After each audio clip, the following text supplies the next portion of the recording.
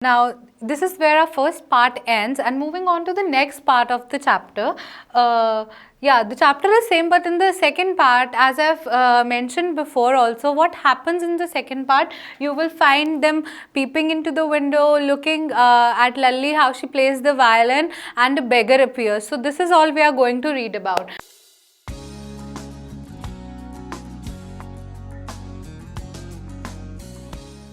So what happens now after the screeching sound, if you remember at the end of the first part, what happened? There was a screeching sound.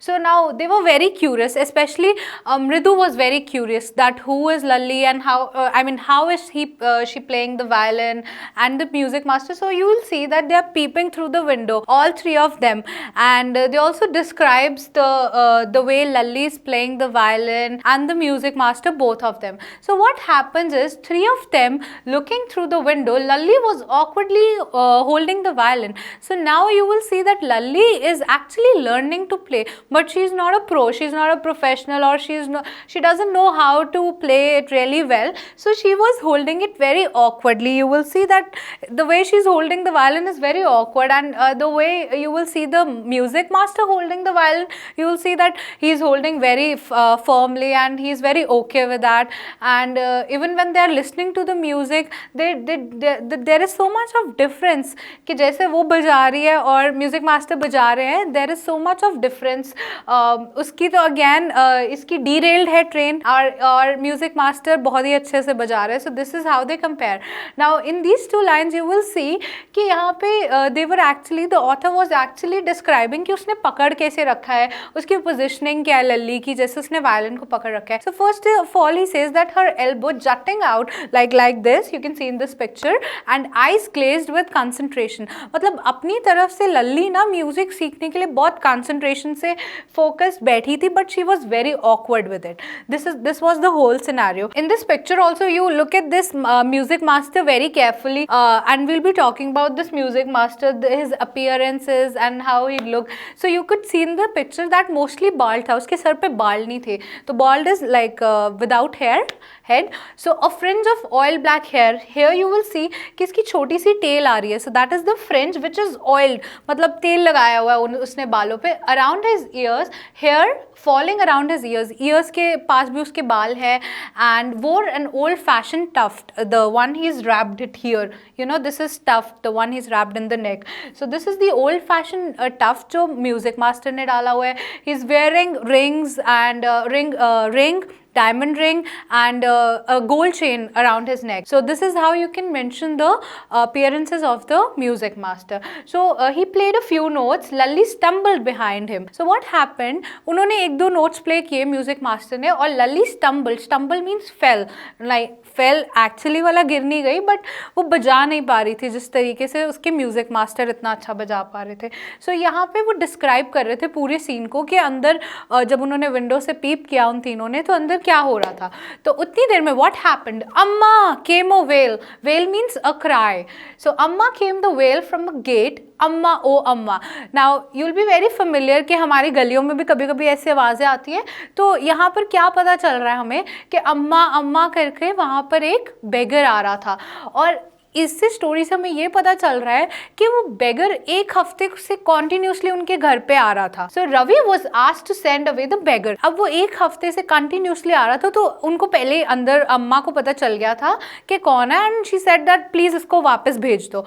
So Ravi was asked to send away the beggar.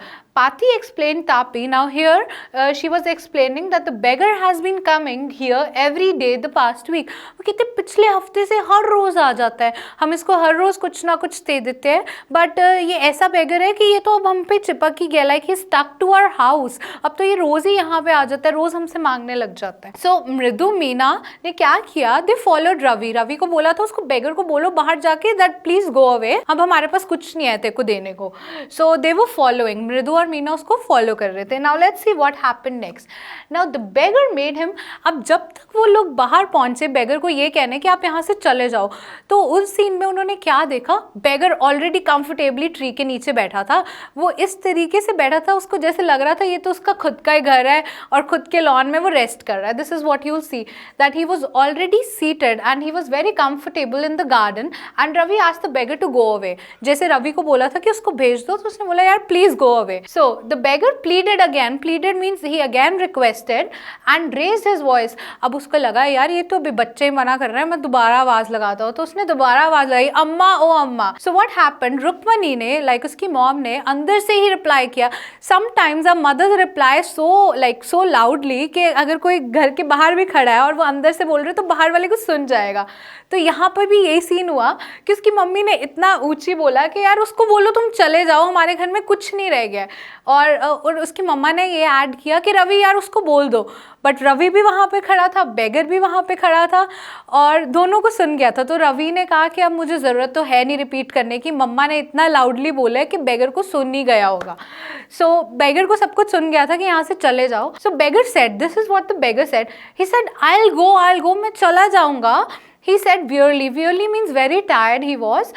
Only let me have rest here under this tree. He said कि मुझे थोड़ी देर इस पेड़ के नीचे ना थोड़ा rest करने दो. I'm very tired. And you know ये ध्यान में रखना, you have to keep in mind that the day was very sunny. It was a very sunny day. It was very hot outside. And let's see what the beggar says next. He says that the sun is so hot, the tar has melted on the road. My feet are already blistered. Blistered means उसकी पैरों पे छाले हो रखे थे. अब क्यों छाले हो रखे थे? Which automatically मीन्स कि उसके पास कुछ पैरों में डालने के लिए नहीं था. He was not wearing like any footwear, उसके पास कुछ भी नहीं था. और उसने फिर अपने ब्लिस्टर्स दिखाए, they were very reddish and pinky. जैसे अभी मतलब वो होते हैं ना लाइक एक्चुअली में बहुत ज़्यादा उसके ब्लिस्टर्स हो रखे थे, तो वो रेड और पिंकिश से थे. तो उसने अपने ब्लिस्टर्स भी दिखाए. नाउ व्हाट हैपेंड, वहाँ पे मृदु भी खड़ी थी, मीना भी खड़ी थी. They were feeling very sad for the beggar कि यार इसके पास तो चप्पलें ही नहीं और अब ये बाहर धूप में जाएगा, इतनी धूप में जाएगा. So let's see what happened next. अब now just like we kids are, अगर हम किसी बेगर को देखें तो हमें भी उस पर दया आएगी कि यार उसके पास तो चप्पलें ही नहीं है डालने को. सिमिलरली मृदु ने ना विस्पर किया अपने कज़न के कानों में. उसने बोला यार इसके पास तो कोई पैसे नहीं है. This is how she whispered. She said that he has no money to buy chappals. इसके पास तो पैसे ही नहीं है. एंड फिर उसने कहा यार व्हाट हैपेंड नेक्स्ट. मृदु ने रवि को बोला यार प्लीज़ कुछ कर, जैसे हम अपने कजन्स को बोलते हैं ना, उसने अपने कज़न को बोला यार कुछ कर यार, दिस इज नॉट फेयर. सो मृदु was repeating this again and again. She said that this is not fair. उसके पास पैसे नहीं है, उसके ब्लिस्टर्स है, कुछ करो कुछ करो. सो रवि ने कहा please be quiet and let me see what I can do. So what happened, Ravi ने बोला let's go inside the home and look for some chappals. Now which gave those black chappals. Now which black chappals. अब क्या हुआ scene में, अब वो सारे तीनों के तीनों अंदर चले गए and they were looking for chappals के कोई एक्स्ट्रा चप्पल्स मिल जाए. फर्स्ट ऑफ ऑल रवि ने सोचा कि मैं अपनी खुद की चप्पल्स दे देता हूँ इसको. देन रवि थॉट दैट मेरी चप्पल्स तो बहुत छोटी है, मृदु की भी बहुत छोटी है, इतने बड़े बेगर को हमारी छोटी चप्पलें कैसे आ जाएंगी. Then they again went inside looking for the slippers and वो वेरांडा में से जा रहे थे. फिर वेरांडा में उन्होंने एक ब्लैक चप्पल्स का पैर देखा. जो इनिशियली हमने देखा था वो ब्लैक स्लीपर्स देखे उन्होंने विच वर वेरी वॉर्न आउट. और किसी ने भी मतलब ऐसा लग रहा था कि पता नहीं कितने पुराने हैं और कितने टाइम से वो किसी ने यूज़ ही नहीं किए. जैसे हमारे घर में भी कोई ऐसे चप्पल पड़ी रहती है ना जो कोई यूज़ नहीं करता, तो वो एकदम ऐसी ही लग रही थी. सो दे डिसाइडेड कि उनको पता नहीं था किसकी चप्पल है. So they decided that let us give this chappal to the beggar and he will be happy and we will be able to solve his problem. So उन तीनों ने क्या किया, दे टुक दोस चप्पल्स और उन्होंने जाके वो बेगर को दे दी. Now they were feeling very happy कि हमने एक पुअर बेगर की हेल्प की है. So they were feeling very happy about it. But now you will be very surprise to see कि वो चप्पलें एक्चुअली में किसकी निकली. वो स्लीपर्स एक्चुअल में वो इतने वॉर्न आउट स्लीपर्स किसके थे, वो म्यूजिक मास्टर के थे. So after some time what happened, music master came out of the class like after finishing the music class with Lalli and music master was looking for his chappals here and there कि मेरी चप्पलें कहाँ गई. सो music master ने क्या किया, music master call Lalli first of all. उन्होंने कहा लल्ली मैंने अपनी चप्पलें यहाँ ही उतारी थी, कहाँ गई मेरी चप्पलें कहाँ है. सो उसने ऐसे क्वेश्चनिंग की and then he saw that the three of them like Mridu, Meena and Ravi were sitting under a tree. उन्होंने ना उसको ऐसे बड़ी अनअप्रिशिएटिव लुक से देखा. म्यूजिक मास्टर ने वो अनअप्रिशिएटिव लुक से क्यों देखा? Because they were playing with marbles. So again उसने उनको इग्नोर कर दिया उन सब बच्चों को and he again was like where are my chappals, where are my slippers, like that. So what happened next, music master तो शुरू ही हो गए. मतलब वो यू नो अब जैसे उनकी कोई चीज़ घूम गई तो वो सब झूठ बोल रहे थे, लाइक उल्टा बोल रहे थे. He says that it was very brand new and he started saying that it was very expensive. और म्यूजिक मास्टर ने लल्ली को ये भी बोला कि आपकी जो 1 मंथ की फीस है ना उतने की मेरी चप्पल आएंगी, 1 महीने की फीस लग जाएगी उसमें. सो ये सब म्यूजिक मास्टर बोल रहा था और उसकी चप्पलें नहीं मिली. सो अब Lalli was also she got panicked और Lalli went inside and called Rukmani. So also he mentioned one thing, उसके म्यूजिक मास्टर ने बोला that he had gone to all the way to Mount Road to buy them. He was speaking all, it was all lie because you seen initially how the chappals looked.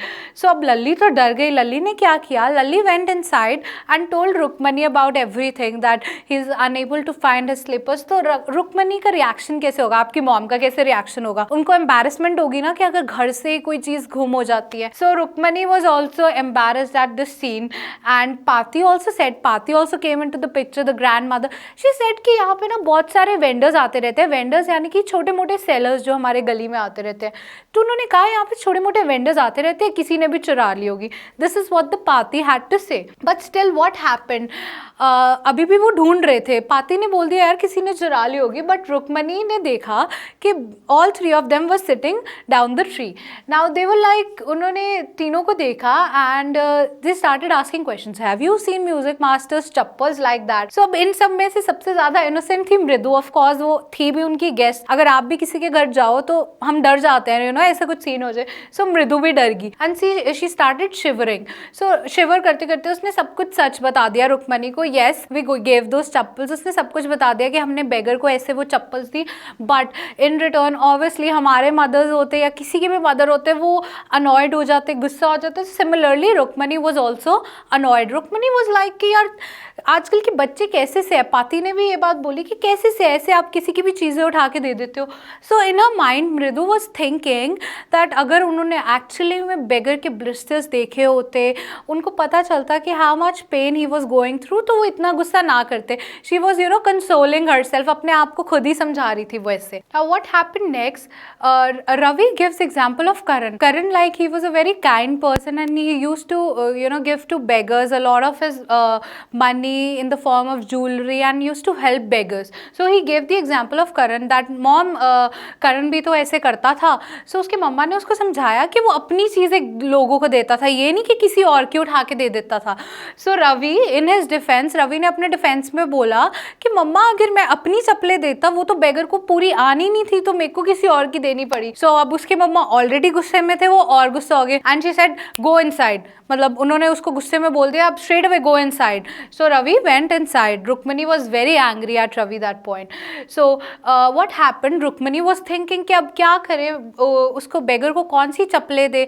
So Rukmani goes inside and Gopu मामा, जो मृदु के गोपू मामा थे, उसकी जो hardly worn out chappals थी. Hardly worn out means they were hardly used, they were brand new chappals. Okay, so वो चप्पल्स बाहर ले आए और उन्होंने म्यूजिक मास्टर को वो चप्पल्स दे दी रुक्मणी ने. Now music teacher was very happy and his eyes lit up with joy. But वो ये सब खुशी दिखाना नहीं चाह रहा था म्यूजिक मास्टर. वो क्यों नहीं दिखाना चाह रहा था? क्योंकि अगर हमें अपनी चीज़ से ज़्यादा अच्छी चीज़ मिल जाए और हम बोल रहे थे भाई मेरी चीज़ तो बहुत अच्छी है, तो उनको पता चल जा रहा था ना कि उसकी चप्पलें तो बहुत वॉर्न आउट थी. So music master was basically trying to hide his happiness. अपनी खुशी को वो छुपा रहा था कि मैं ज़्यादा खुश होकर प्रिटेंड ना करूँ, but inside he was very happy. So what happened next in the scene, now Rukmani went inside. Rukmani ने मृदु और मीना को बुलाया अंदर कि चलो let's eat something and she took them to the kitchen. Now what happened, Rukmani started laughing. She started laughing herself in the kitchen. Now they were thinking कि क्या हुआ, वो हंस क्यों रही है Rukmani. Now Rukmani then said, Rukmini कहती कि जैसे तुम्हारे गोपू मामू आते हैं ना, वो मृदु को बताने लगी जाएगी कि जैसे तुम्हारे गोपू मामा आते हैं, ही टेक्स ऑफ हिज शूज, अपने जूते उतार देते हैं उसी वक्त और अपनी चप्पलें डाल लेते हैं क्योंकि उनको चप्पलें डालनी होती है। And she was laughing because she was thinking कि आज अगर गोपू मामा आके चप्पलें मांगेंगे तो मैं उनको क्या कहूँगी कि मैंने आपकी चप्पलें म्यूजिक मास्टर को दे दी।